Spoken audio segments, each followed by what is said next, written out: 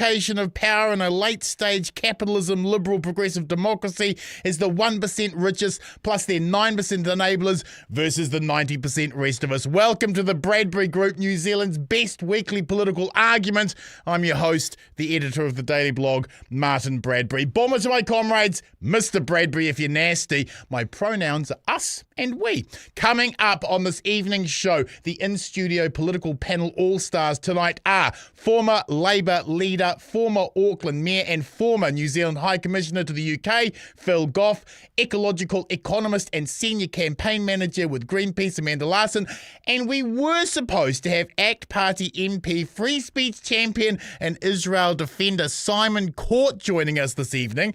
However, at the last moment, ACT's greatest free speech champion was suddenly unavailable to appear on tonight's show, which seems like pretty weak sauce to me. It's amazing how many of these right-wing free speech champions suddenly go quiet when we try to have some actual free speech. The invite for Simon to join us is there. We know his press secretaries are watching, so if you feel brave enough, Simon, you can join us anytime. Ka pai. As part of our new show format, we will have a weekly one-on-one 10-minute live interview with a party leader. This week, it's Green Party co-leader Marama Davidson. Before all that, however, is this week's War on News.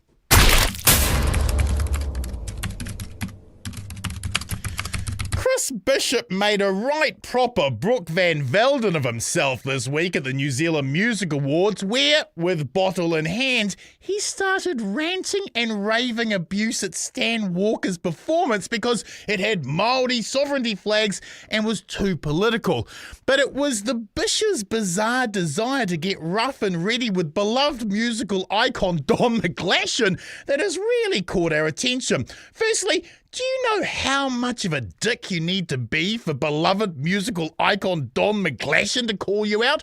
Secondly, the Bishop's response of, "What did you say to me?" when Don told him to stop being a dick was weirdly aggressive. So much so, we have to ask, was the Bish about to start a fist fight with musical icon Don McGlashan, the singer of the angelic Anchor Me, the great mutton bird, the genius who was pulled along by love, Mr. Halfway down a halfway house on Dominion Road? That Don McGlashan?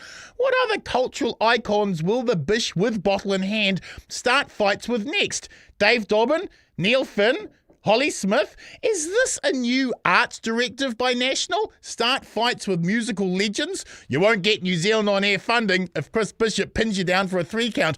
I'm not even sure why the Bish was invited to the New Zealand Music Awards at all. As a former tobacco lobbyist, he doesn't have the soul to appreciate music, drama, or finger painting. Talking of being soulless, David Seymour became the Deputy Prime Minister this week. Sorry, I thought I could say those words without the reflux. As David was being anointed, Matua Winston Peters was telling us that he was now unleashed. Which begged the question, if the last 18 months of chaos was Winston leashed, what on earth will an unleashed Winston do? Ban the metric system and shoot any male who looks at a tampon in case they are trans? While David and Winston were swapping chairs on the deck of the Titanic, Ruth Richardson, say her name 3 times into a mirror and she'll appear behind you with a hook to cut off all the welfare. That Ruth Richardson was given a King's Honour for services to economic cruelty and neoliberal falsehoods. Comrades, I'm no biblical scholar, but when Winston is claiming to be unleashed, David Seymour is the Deputy Prime Minister and Ruth Richardson is being celebrated for anything other than her death, that's the first 3 seals broken in the Book of Revelations. All we need now is Chris Luxon to show up as the 4th horseman of the apocalypse on foot asking, what I'd say to you is, has anyone seen my horse? And finally, in this week's War on News, latest climate change science out last week shows nearly 40% of the world's glaciers are already doomed. Researchers estimate glaciers will eventually lose 39% of their mass relative to 2020, a trend that is already irreversible no matter what comes next and will likely contribute a 113 millimetre increase to global sea level rise. The loss rises to 70 6% if the world continues to pursue its current climate policies, which it's not even meeting. The latter scenario would prove disastrous for countries that depend on glacial meltwater for irrigation, power, and drinking water. We are all going to die on a burning planet thanks to the lies of the petro-industrial complex. To quote the great Mike Hosking, happy days.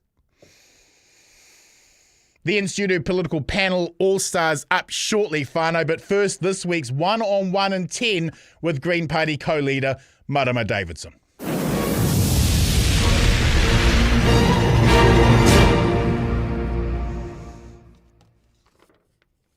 Kia ora, comrades! Welcome to the show. Thank you for being available to the Fourth Estate. Your democracy thanks you. Kia ora. It's really good to be here. Kia ora.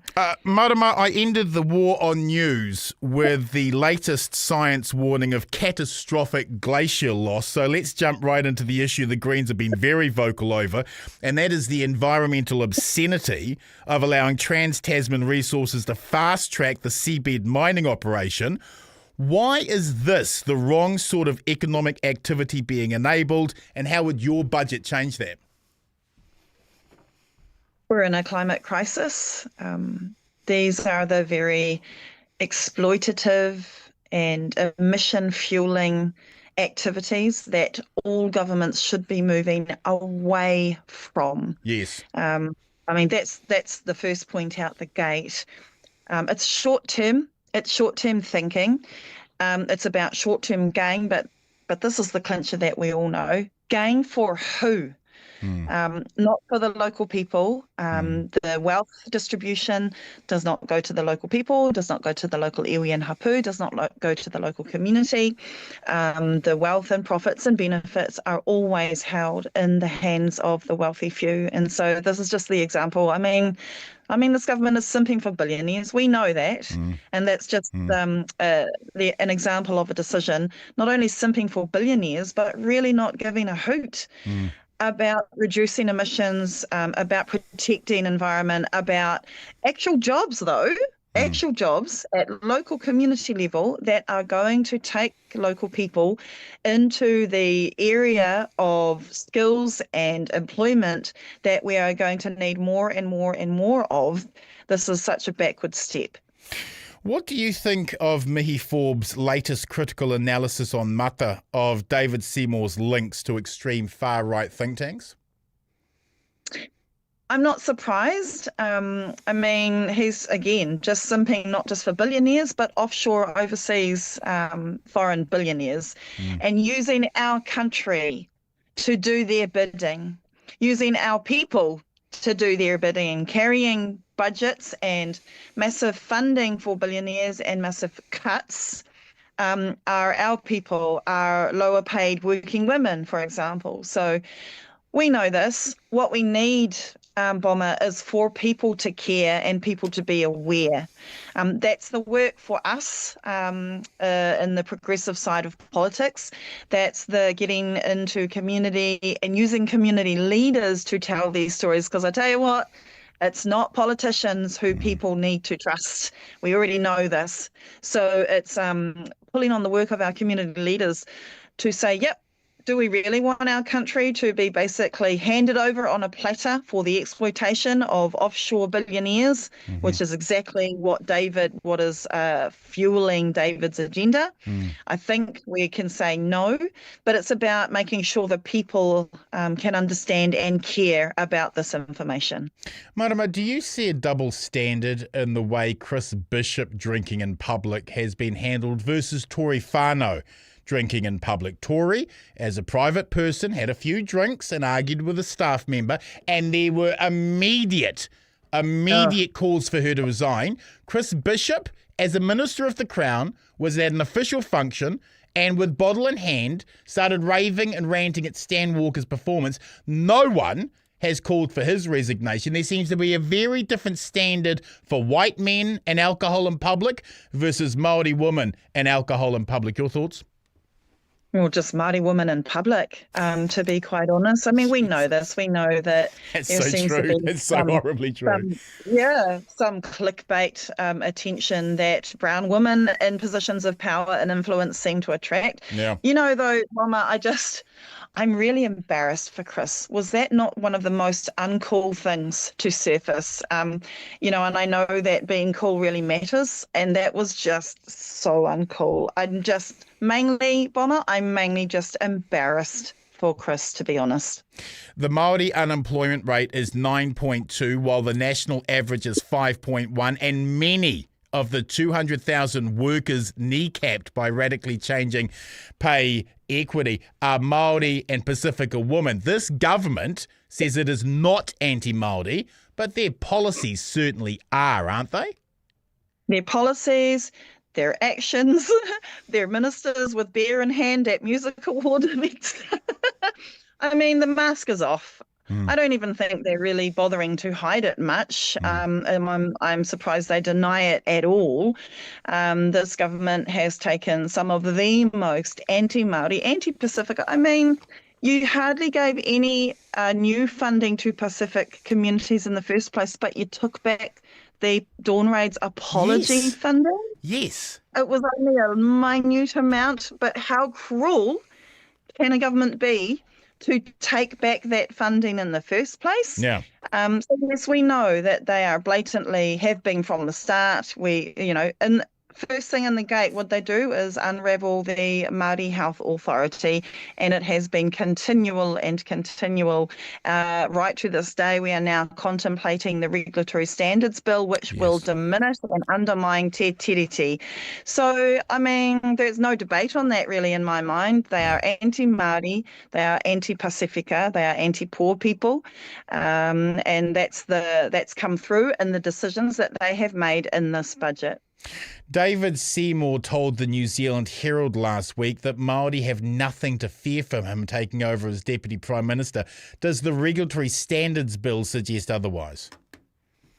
Not just Māori, anyone who cares about prioritising the enduring longevity of our living systems, our natural environment, anyone who cares about safety, health and safety in the workplace or workers' rights in general, anyone who cares about the way that Te Tiriti is the founding document for our country and sets in place some clear values about what we stand for, the relationships that have been built up over generations for non-Māori and Māori working together.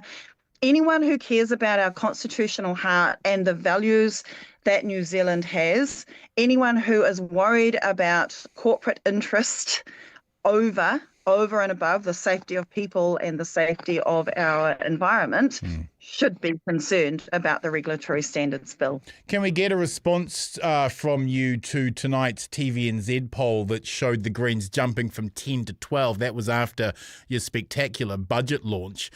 Does it show that New Zealanders on the progressive left are looking for hope and vision? Look, poll or not, Bomber, we're hearing this from the community. This is where our vision for the budget came from. We're hearing that people want hope, that people want a plan for trying to resolve some of the big crises before us, worsening poverty and inequality, further degradation of our living systems and natural world, increasing climate emissions and leaving our planet with our mokopuna with a stable planet. People want to see some growing up conversations and very solutions for the things that we value. And this is what we've been hearing in the community. This is what we've been hearing across the country as well. Finally, how did you feel when you saw the extreme punishment the Privileges Committee wanted to hand out to the Māori Party MPs for their haka? Absolutely appalling and blatant partisan display of very clearly how can you credibly separate this being about the haka and this being about Māori politicians. There is no credible way to separate the punishment that is being served the unprecedented severity of it. We've seen nothing like this. Nothing. So I'll be having something to say about that on the debate will be coming this Thursday. Yes. But it is clear that this is an unprecedented political use of the Privileges Committee, which is supposed to be consensus building, supposed to be non-partisan. Yep. This has clearly just been used in actual fact by Judith Collins and Winston Peters to punish, because they are threatened by the rise of staunch Māori power in politics. They're threatened by the rise of the people. They're threatened by the beauty of the haka and how that is associated by the rise of the power of people. So that's very blatantly clear, and I'll be making those points again in my contribution on Thursday. Preach. Thank you, comrade. We will see the Greens on the show next month. Thank you so much. Kia ora, thank you. Ka kite. Okay, now to our in-studio political panel all-stars. Our first panellist is the former Labour leader party, former Auckland mayor and former New Zealand High Commissioner to the UK, House of Gryffindors and true free speech champion Phil Goff. Kia ora, comrade. Welcome to the show. Kia ora. There's a lot of formers there, isn't there? But you're so important to the present here and now. Now I'm just a humble pensioner living on a small farm, eking out an existence on the land. One word to describe the week, please, sir. The week, spectacular on sports. Yes. The Blues won and the Warriors won, although it was a close run thing with the Warriors. So I thought introduce something that's slightly less political, but good from those points of view. And my wife's a Waikato fan, so she'll be supporting the Chiefs on Saturday, and I'll be supporting the Blues. Love it. Our next panellist is House Hufflepuff with an attitude, ecological economist and senior campaign manager from Greenpeace. In her spare time, she is a Jedi Knight. Amanda Larsson, kia ora, comrade. Welcome to the show. One word to describe the week, please, ma'am. Oh, I take a bit of offence at being called a Hufflepuff. But, with attitude. So I'm going to take the tone down a little bit compared to Phil. My word is dystopian. Yes. Just the speed at which these extreme right-wing ideologies are making their way into New Zealand politics without reason, debate, or discussion.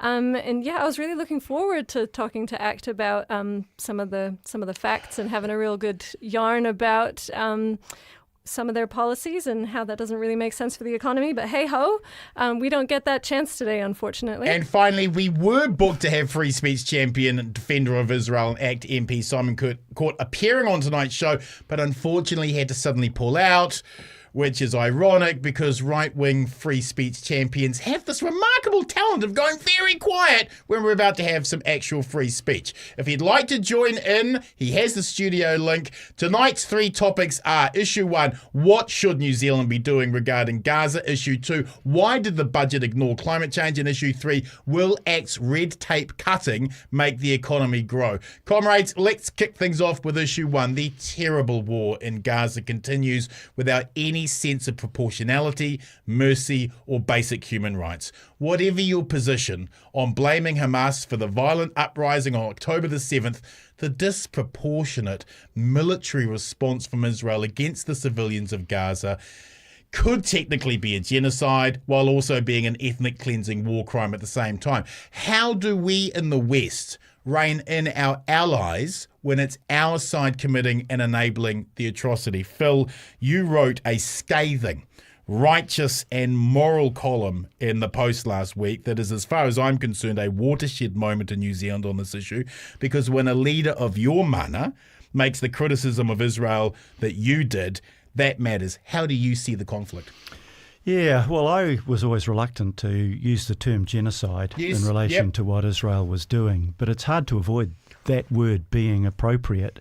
Right. Because, I first went to Israel in 77 and stayed on a kibbutz, left-wing kibbutz up in the north of the country, and there was a pioneering spirit there. Yes. It was a very socialistic kibbutz, from each according to their ability, to each according to their need. And you had that feeling that these were people whose parents had been caught up in the Holocaust, the Nazi atrocities, and you had some sympathy. Actually, that that they needed a safe place that they could call their own. Yep. The tragedy was that came at the expense of a place that other people already called their home, and that was the Palestinians. But there's no comparison between those days and what's happening in Israel today.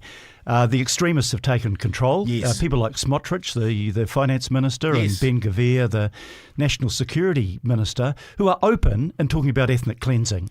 They want the Palestinians out of the West Bank. They have illegally settled 700,000 people in the West Bank. Right.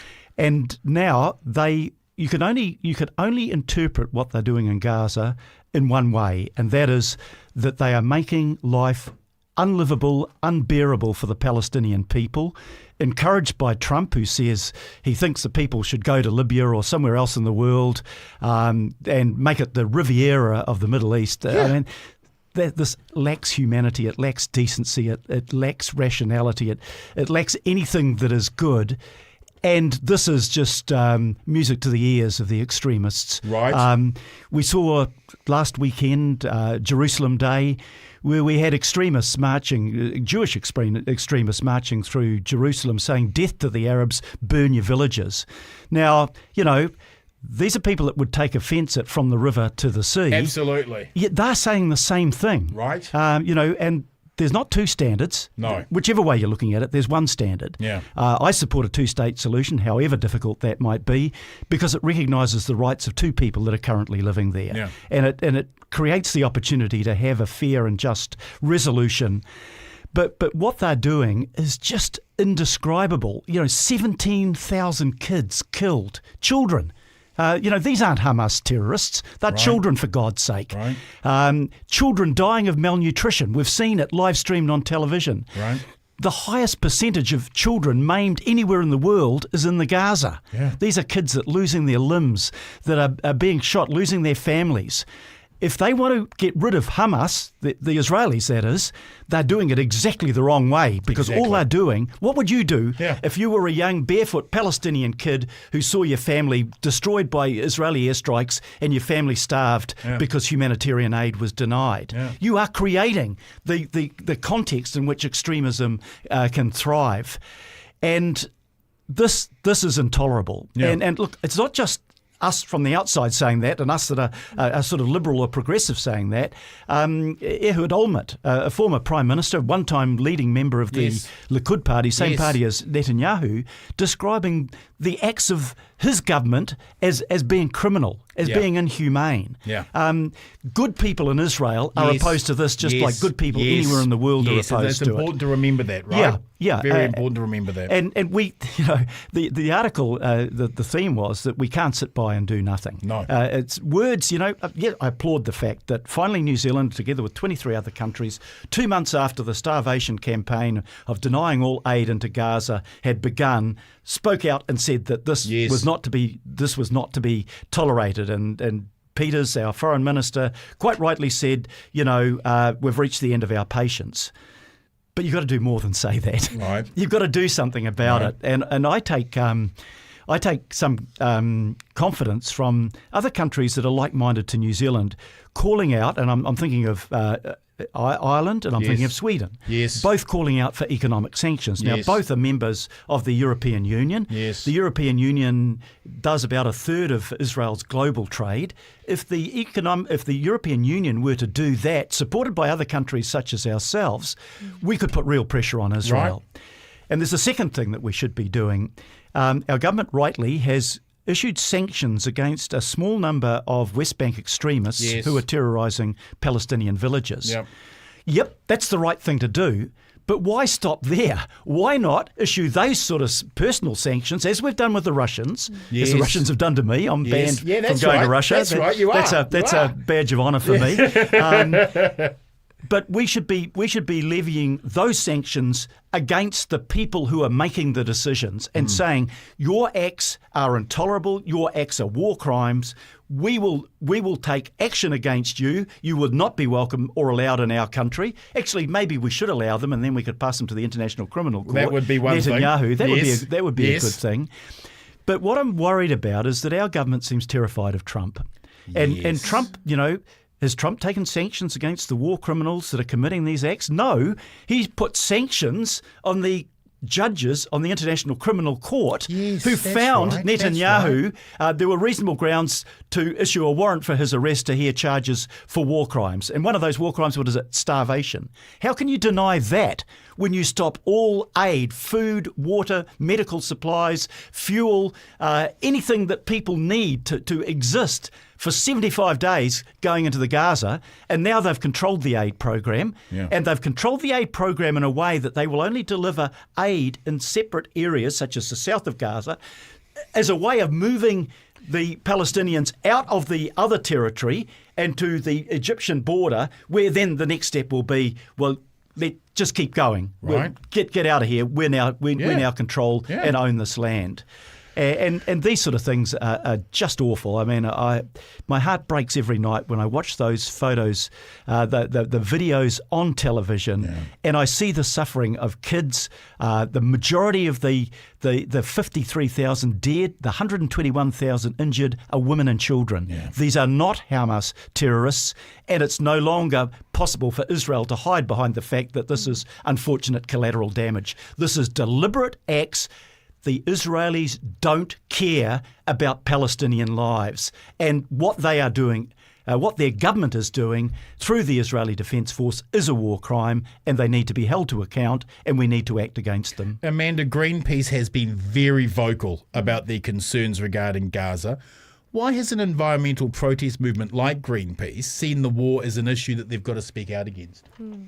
I hope you'll let me comment on something else first, just from a more personal perspective. Phil mentioned sort of standing by and watching this happen, and I was reflecting on, I'm originally from Sweden, that's where my ancestors are from, and one of the kind of great shames of our nation was being neutral during the Second World War. Right. And, you know, a lot of, like my grandparents, for example, felt real shame for their entire lives about the fact that Sweden allowed the Nazis to, you know, run their trains through Sweden into occupied Norway, for example. Right. And I think, Phil mentioned now that Sweden's one of the sort of vocal parties in terms of what's happening in Gaza. But I think, you know, New Zealand, in terms of the way that this country played its role in the world wars, I think sees itself very differently as a country that really punched above its weight in a fight, sort of, you know, coming up against a genocidal force. And I just think it's a useful lesson in how we will look at ourselves with historical perspective and whether or not we stood up and did the right thing. I just wanted to share that because I was thinking about it as Phil was talking. But specifically to your point about why Greenpeace cares about this, I mean, it's in the name.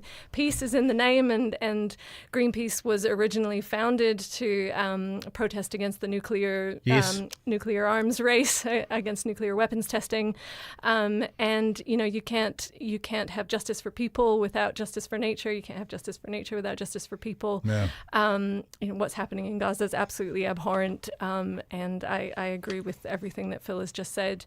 It feels weird to talk about it when we're talking about such a vast human toll, tens of thousands of innocent lives being lost, but there is an environmental toll to war always, and people's water is being poisoned, the air is being poisoned, the infrastructure is all being destroyed, and the ground is being poisoned. The legacy of this war for people's ability to kind of grow food, to feed themselves, look after themselves, will obviously be huge as well in terms of the environmental impact. But what's happening in Gaza is absolutely abhorrent. So it does feel a bit strange to talk about the environment in that space, but these issues are all connected. Right. Phil, in your column, you note 54,000 Palestinians killed, 121,000 Palestinians maimed and injured. Over 17,000, as you pointed out, of these are children. And the grim numbers you highlight still don't tell the full story. They don't include the 10,000 plus dead who are trapped under rubble. And they don't include the Lancet projections of those who have died from all the secondary impacts of extreme military violence, which the Lancet suggests could be an extra 200,000 deaths.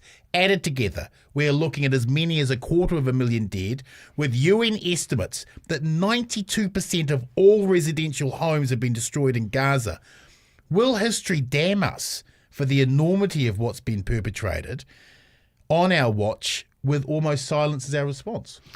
Yeah, look, as I found out when I spoke out against Trump and his appeasement of Putin, in the same way that Chamberlain tried to appease Hitler over Sudetenland. One of the things I said, and I was influenced by the wife of one of my High Commissioner colleagues who used to be a high school teacher, and she said in the playground, there was always a playground bully, and the bully would pick on the victim, and all of the other kids knew that this was wrong, but they were frightened to speak out. They did and said nothing, and she said they became the enablers. Right. That had quite a profound impact on me because I felt through my silence I was being an enabler. Now, my silence was dictated by the fact that I was a civil servant, probably neither civil nor a servant. But and I just, when the opportunity arose at Chatham House and we had the Finnish foreign minister there, I felt I needed to ask the question that everybody was asking privately, but nobody would say publicly. Yes. And I didn't want to enable Putin. I didn't want to enable Trump, and I don't want to enable the Israeli government in acts that are criminal war crimes. And this is a strange world that we're living in. Through my long life in politics, I can't remember when I have been as angry as I have been when I've watched what's been happening to Ukrainian people fighting for their freedom and their sovereignty, and innocent civilians who are Palestinians who are being made to suffer in a form of collective punishment. Look, if the Israeli Defence Force wants to go after a Hamas leader, yes, that's war. I'm not standing up and I'm not opposing that. But I am opposing the fact that they have utter disregard for the lives and the well-being and denying the necessities of life to kids. I heard an American doctor who had been in Gaza for 5 weeks. He said over that time he had treated scores of children. He hadn't treated a single combatant. He said, and some of those children were dying, not because it wasn't possible to save their lives, but they didn't have the medicine and the materials necessary to enable their lives to be saved. Wow. I mean, where else in the world would we look the other way when children were dying? Right. And this is something that we cannot tolerate, and that, I've been most proud as a New Zealander when we have had the courage of our convictions, we have stood up for our values in the world.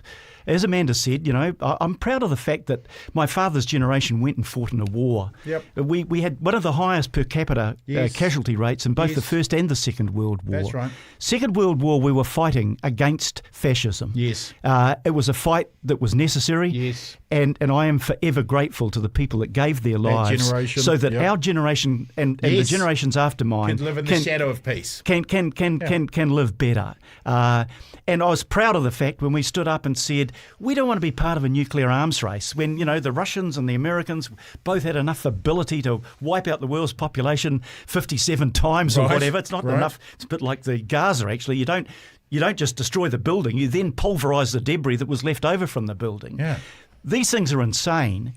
And New Zealand's a small nation. I'm not exaggerating what we can do in the world, but we can show leadership, and we can show we can lead by example. We can work with like-minded others, and we've done that. When I was Minister for Disarmament, we worked on banning cluster munitions, and we had a real impact on that.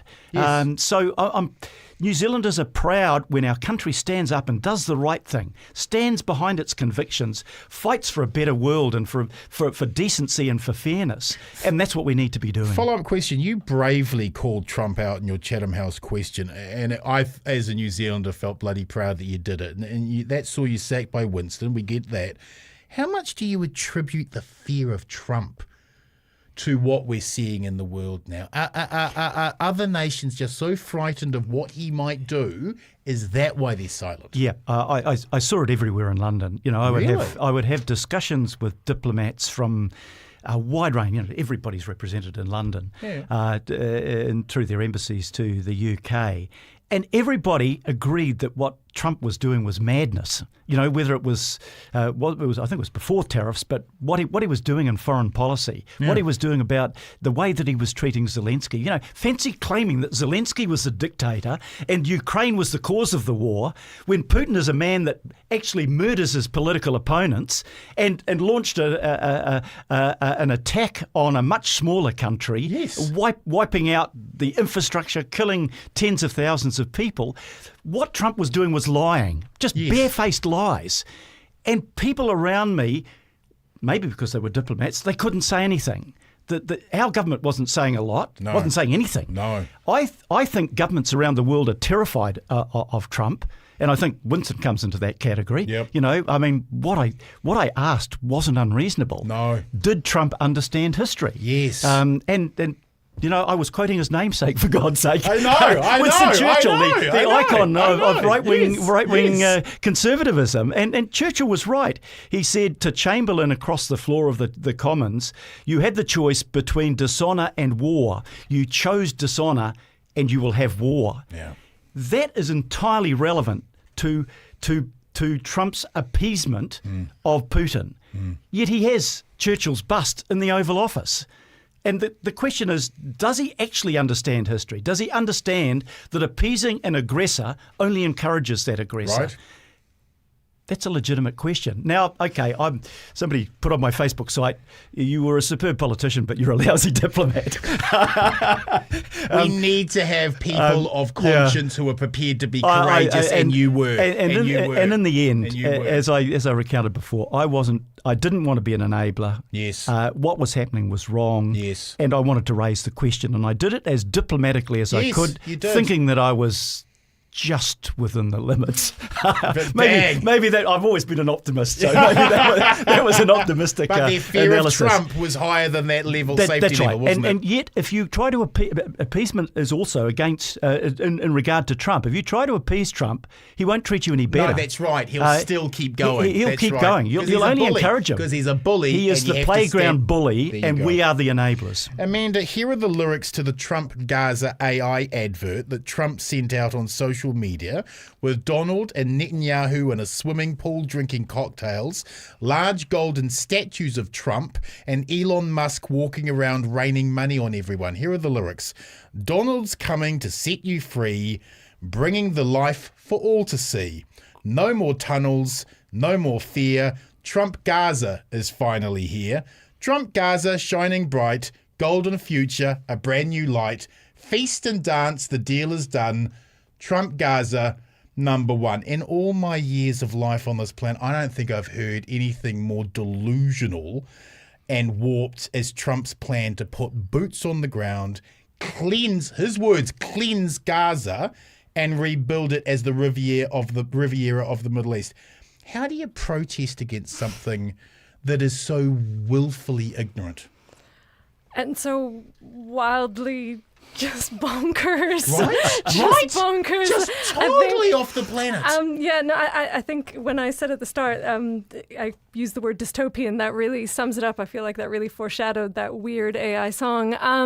It is really hard to protest in a situation where reason doesn't prevail at all, Yes. and where people are just living in an alternate reality. Yeah.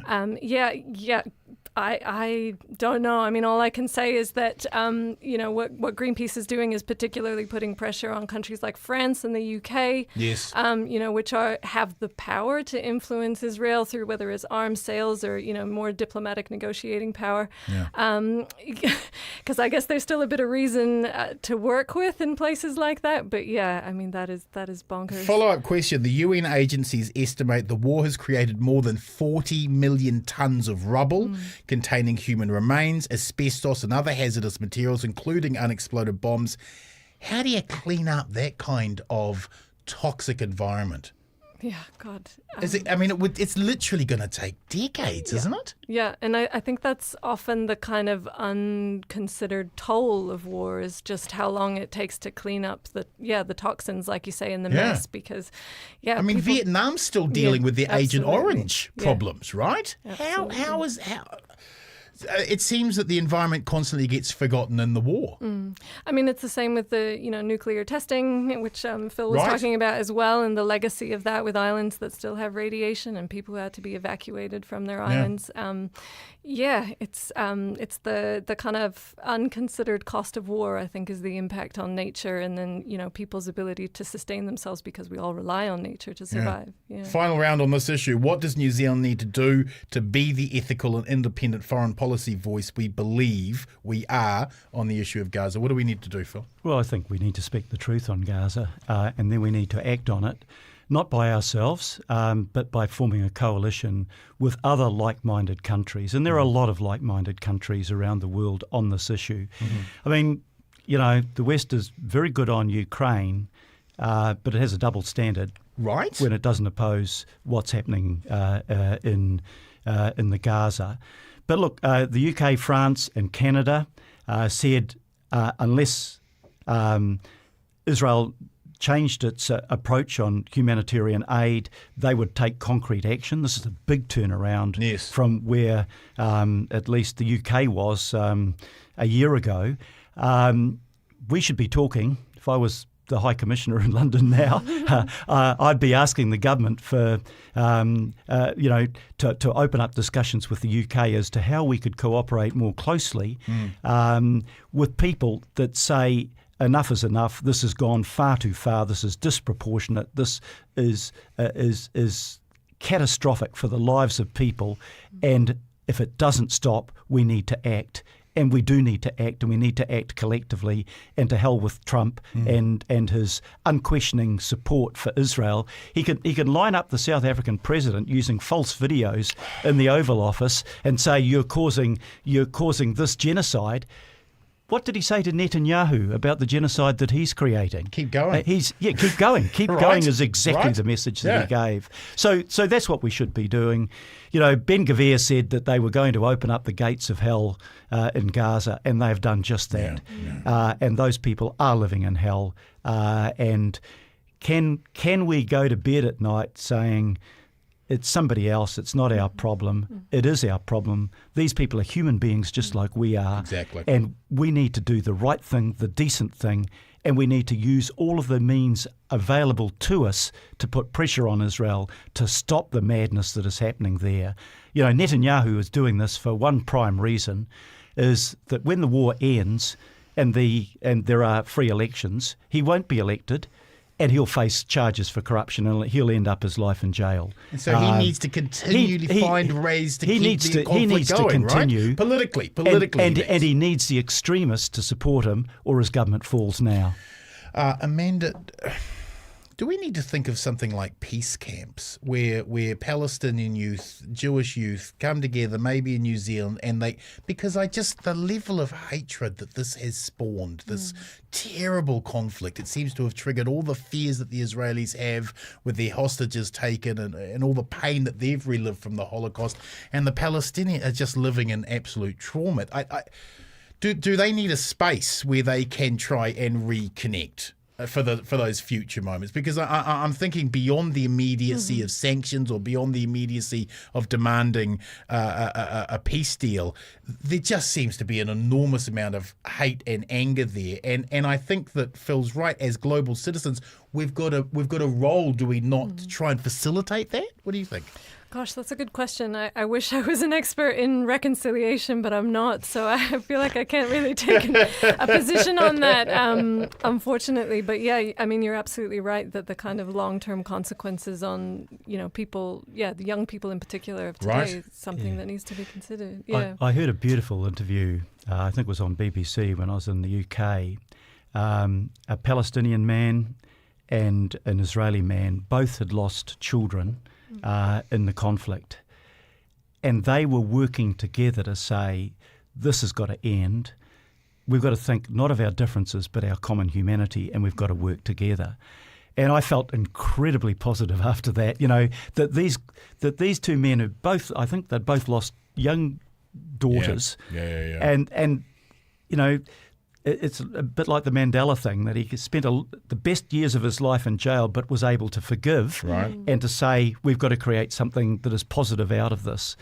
And, I still live in hope. There are good people within Israel. Yes, of course, and one of the tragedies of what Hamas did on the 7th of October is that the kibbutzim that they attacked on the border were made up of people that were trying to do the right thing by their Palestinian compatriots. Yes. These were the people that were progressive, that wanted fair rights for the Palestinians.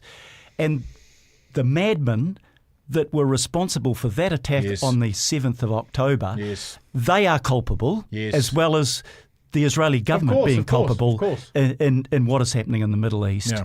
So, we've got to get good people coming together to say, there is a better way through this. We can create a better world. We can live side by side.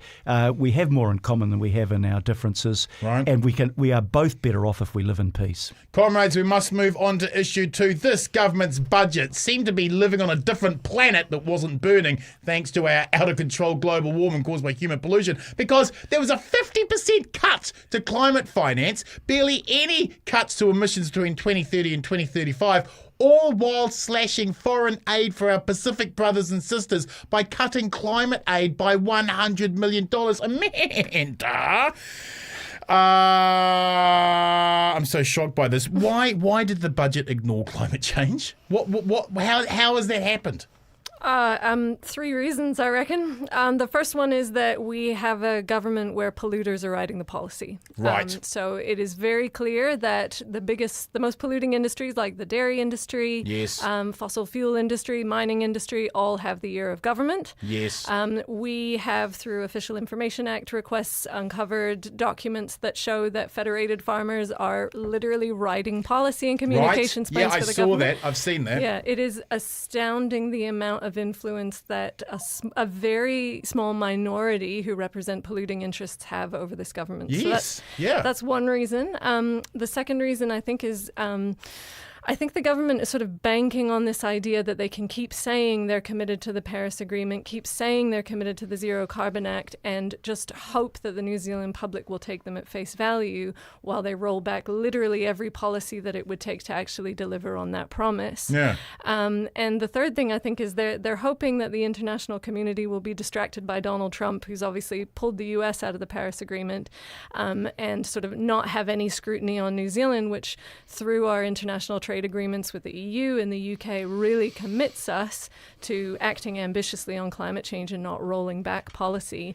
But I think at least that last one is starting to fall, or starting to that last strategy isn't really working out, because I think for the first time in Christopher Luxon's corporate or political career, he was on the front page of the Financial Times yesterday, and it wasn't very flattering because it was all about how the New Zealand government is trying to cover up emissions from its highest polluting sector, which is the dairy industry. Yeah. Those are the reasons why it wasn't in the budget, and there was plenty of bad stuff in the budget, like $200 million in incentives for more fossil fuel development, and no corresponding investment in renewables. So this government's pretty ideologically committed to climate pollution, is my read of the situation. Phil, as someone with a global perspective, how challenging is global warming, and how challenging will changing rapid weather patterns be for the world?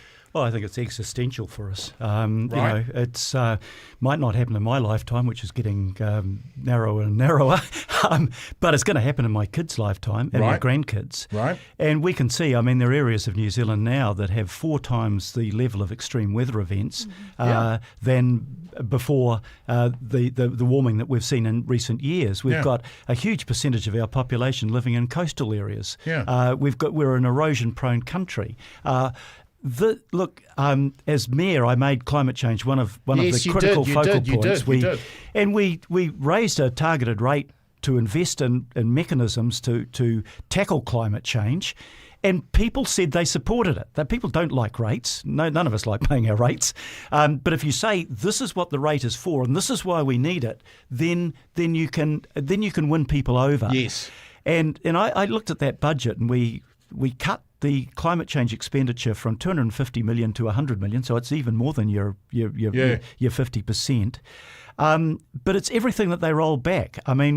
Agricultural emissions trading scheme was due to come into effect this year. Now it's 2030. We cut back the clean car discount scheme, which probably reduces the number of electric cars on the road by up to 1/3 cars by 2030. We are not going to achieve our objectives that we are committed to in the Paris Agreement by 2030. We're going to fall 84 million tonnes short, and we will pay for that by having to buy credits from other countries that could cost us $2 to $4 billion, which is wasted money. Europe and and as Amanda said, the European Union and the United Kingdom both 2 years ago signed free trade agreements with us.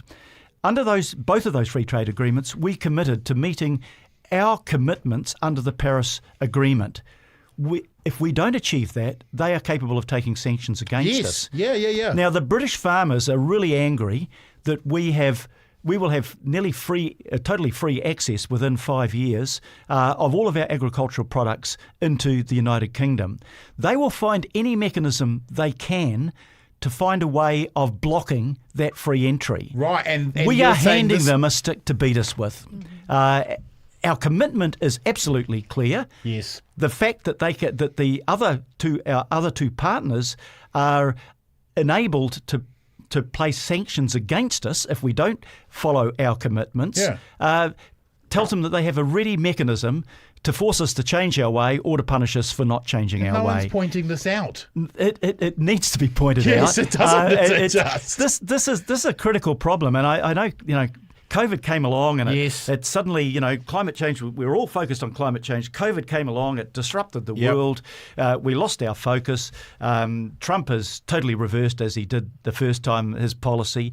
But it doesn't change the threat that climate change poses to all of us internationally. Amanda, Greenpeace has been scathing about this budget, just gloriously so. And Greenpeace have described it as a fighting fund for the war on nature, taken from hard-working New Zealanders to funnel towards wannabe seabed miners and oil and gas exploration. Shane Jones will claim green policy is forcing us to import Indonesian coal because hippies can't make electricity, which makes us all hypocrites for trying. Is he right? He is absolutely wrong. Right? Yeah. That lie has been continued for a long time, hasn't it? Keeps going. So Energy Market 101. So the electricity market creates perverse incentives for energy companies to keep electricity supply low, and in particular renewable electricity supply low, because it is the fossil fuels burning at Huntly Power Station that make the electricity price higher. So it has nothing to do with gas shortages. It has everything to do with the structure of the electricity market and those perverse incentives, because you have electricity companies that have been squatting on consents for new renewables for decades and have not built them. There is plenty of potential for renewables to build, but the market is dominated by these companies that have an incentive to keep power scarce. So it's a rigged game, pretty much, right? It is a rigged game, and the solution is to change the way the electricity market works, but also to support more renewables development. And what this government is doing is the complete opposite. So speaking of that seabed mining situation, that seabed mining project is a zombie project that the local community hates, that Supreme Court ruled out on environmental grounds, and now the government is fast-tracking it. And the result is that the offshore wind industry is upping sticks because they need the same seabed that the seabed mining industry is using. So this government is actively acting against new renewables development. Now, is this because, and I'll just put it straight to you, it looks very much, if I look at the list of consents given and the people who donate to the rights, and they miraculously overlap, is it because people are putting money into the political right and they're literally writing their own legislation? Is that really, is it as venal and as naked and greedy as that? I mean, this is what legal experts have always said about the fast-track process, is that it opens up the political system to more corruption and more influence by vested interests over policy. That fast-tracking of the seabed mining project, that makes absolutely no sense from the perspective of creating jobs, from the perspective of, benefits to the local community. Those profits get offshored. There aren't many jobs in it for the community. And in contrast, offshore wind is new infrastructure. It's beneficial to the community in terms of job creation. Yes. And it also creates actual renewable electricity that we need to power our homes. Comrades, we must move on to issue 3 because we're almost out of time. Will ACT's red tape cutting make the economy grow? Pity Simon Court isn't here, as an ACT MP might have had something to say on this. Phil, there were issues with the RMA. We all know that. Yep. We all know that, right? Everyone knew that. But how will putting fringe libertarian property rights above human rights help New Zealand? Yeah, I took a quick look at the Regulatory Standards Bill, which I hadn't been following because I wasn't in New Zealand at the time. On the surface, it looks perfectly fine. Economic efficiency, good lawmaking. All the things we want. All the things that politicians are supposed to be doing, right? I'd go along with that. Right? if that was really the purpose of the bill, I'd be a great supporter of it. But I strongly suspect there's an ideological purpose underneath it. And when you're making decisions, whether it's RMA decisions or regulatory standards, you've got to weigh up the different competing interests. We need economic growth, no doubt about that. Of course. No one's saying that. Yep. Economic growth pays for a whole lot of things, environmental, in terms of our social needs, creating employment, etc. But it has to be balanced against community interests, and it has to be balanced against environmental needs. Right. And it's finding a balance between those things. The answer will never be on one extreme or the other. It will be, how do we get the best solution for New Zealand by taking all three of those interests into account? And the great irony of the Regulatory Standards Bill, less bureaucracy, but it's going to create a new ministry for regulation and a new Regulatory Standards Board that's going to cost $18 million a year. Right. Which kind of seems ironic. And the minister will appoint that board, and will he appoint people that are capable of making fair judgments? You would assume not, that he will appoint people that will see the world as he sees the world. And therefore I don't think that we can have confidence in it. Look, I'm all in favour of having a way in which we don't hold up things forever. We make a decision after we've considered all of the evidence and heard the community input and the environmental impact, and we make that decision as quickly as possible. Like a democracy. Yeah, like a functioning all in favour democracy. of doing that as quickly as possible, but not at the expense. I mean, this is ironic coming from a government that when they put the pay equity legislation through, had no regulatory impact assessment and had no chance for people to make submissions on it, and then lied about the fact that it wasn't a budgetary issue about saving money. Outrageous. And all of those things are just wrong. Amanda Greenpeace has been scathing. My Lord, you've been scathing of ACT's bonfire of regulations. What are Greenpeace's fears? I mean, the first thing I wanted to say is just in response to this concept of red tape. Like, what actually is red tape? Often it is laws that are put in place to protect people, protect their health or protect the environment. Yeah. It's not like unnecessary bureaucracy, right? Like the road cones are there to stop you driving into the men and women who are helping build the road. It's a safety for them, right? Yeah. Oh, let's get rid of that. Well, you mean you just want to drive straight into the workers. And that's the reality. This red tape, it's environmental or community or social obligations, right? Exactly. And I think this is really telling with one of the pieces of legislation that ACT is really going after is freshwater protection. Yeah. And, you know, this is about protecting New Zealand's rivers. It's about protecting people's drinking water. In rural New Zealand, there are thousands of people who don't have access to safe drinking water, water that's contaminated with nitrate, which is connected to colorectal cancer, is connected to preterm birth. And what is happening when ACT, via its coalition agreement with National, is rolling back these freshwater protections? What's happening is you're getting more dairy expansion. We're seeing dairy conversions on the rise again after a really long time of stability. And that's just going to mean more pollution, more people not able to swim in rivers, more people not able to drink their water. And, you know, if that's the point of red tape, for people to be able to drink their water and go for a swim without getting sick, without getting E. coli, then, you know, I think that's fair enough and it should exist. I love how whatever the problem is, National solution is more cows. Comrades, we need to wrap the show with a final word. Phil, your final word this week, please. Yeah, well, we've discussed a couple of critical international issues and we've discussed some important domestic issues. What worries me is that we're living in a world where democracy is becoming less and less secure. I saw polling in the United Kingdom where a fifth of the people between the age of 25 and 34 thought it was better to have a strong leader than it was to have a democracy. Yeah. They don't understand history either. No. We've got to do something about that. We've got to do something about the way that the media is increasingly concentrated in the hands of a few, where money talks more and more. You're seeing outright corruption in the United States. There is a danger that has contagion into New Zealand. We're not there yet. We need to stop that happening. People have got to take an interest in those issues. They've got to speak out. They've got to take it seriously. In a democracy, we can make a difference. Make sure you use your rights. and you don't let them wither on the vine, because if you don't use those rights, you'll cease to have them. Amen, comrade. Amanda, your final word this week, please, ma'am. In a strange role reversal, I'm going to offer the hopeful ending to this conversation, which is I saw some polling that found that so one of the demographic groups that voted for Donald Trump was young people in America, particularly young people of ethnic minority backgrounds. And recent polling has shown that those people have already gone off him. So these are people who are looking for something different because they don't feel served by politics. They voted for Trump hoping that he's going to fix their problems, but the illusion has quickly faded and they've realized he's not the answer. And I think that's the silver lining in all of this extreme right-wing politics taking over here in New Zealand and around the world, is that I think people are realizing, I need to resist this or else things can get really bad. Yeah. And I see a resurgence in politicization and people standing up to resist, and I think that's really strong. And we've talked about the nuclear testing and the nuclear free movement.